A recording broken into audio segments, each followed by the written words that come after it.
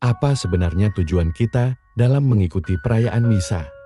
1. Kita mengikuti misa terutama karena cinta kepada Tuhan.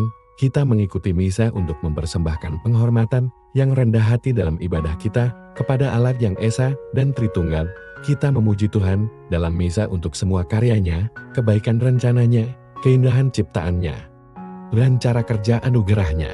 2. Kita mengikuti misa dengan rasa syukur yang besar untuk segala macam rahmat yang telah Dia berikan kepada kita secara murah hati tanpa kita minta. 3. Kita mengikuti misa untuk mempersembahkan darah berharga anaknya kepada Bapa Surgawi, yang ditumpahkan di salib sebagai penebusan atas dosa-dosa kita dan dosa semua manusia di semua zaman dan tempat.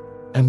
Kita mengikuti misa untuk menyampaikan permohonan kita dengan rendah hati kepada Tuhan, agar Dia memberikan apa yang benar-benar kita perlukan. 5. Kita mengikuti misa untuk mempersembahkan kurban ekaristi bagi jiwa-jiwa yang telah meninggal, agar mereka dapat dibersihkan dari dosa-dosa mereka dan memasuki kebahagiaan abadi. 6. Kita mengikuti misa untuk mendengarkan dengan penuh perhatian firman Tuhan, agar kita dapat menyesuaikan cara berpikir kita dengan itu dan menjadikannya standar untuk semua tindakan kita. 7. Kita mengikuti misa untuk menerima Yesus Kristus. Dengan persiapan yang tepat dan disposisi yang dibutuhkan, kita menerima tubuhnya, darahnya, jiwanya, keilahiannya, agar Dia dapat memberi makan kita dan dengan demikian mengubah kita agar menjadi seperti Dia.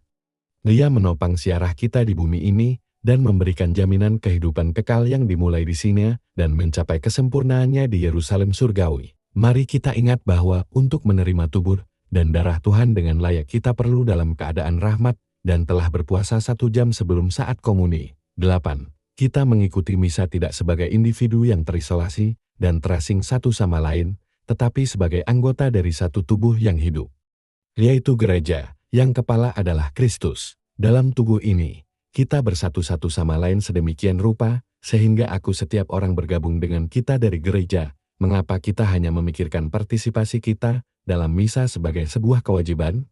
Memang, ini adalah tugas yang harus kita penuhi, karena gereja telah menjadikannya sebagai perintah. Tetapi seharusnya partisipasi kita dalam misa lebih dari sekedar mematuhi perintah gereja. Mengapa kita mengeluh ketika perayaan berlangsung sekitar 1 jam?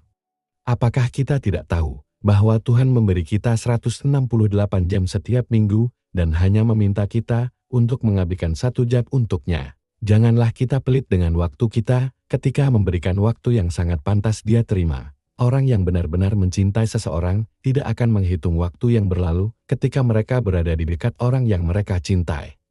Mereka bahkan akan memperpanjang waktu tersebut sebanyak mungkin jika mereka bisa. Mengapa kita tidak bisa merasa puas dan bersyukur atas pemberian yang telah Tuhan berikan kepada kita? Kita telah diberi kemampuan untuk berpartisipasi dalam peristiwa paling sentral dalam sejarah. Persembahan Kristus di salib yang menjadi nyata di altar setiap kali Ekaristi dirayakan. Mari kita mencintai Ekaristi dan menimba kekuatan daripadanya. Tuhan memberkati. Amin.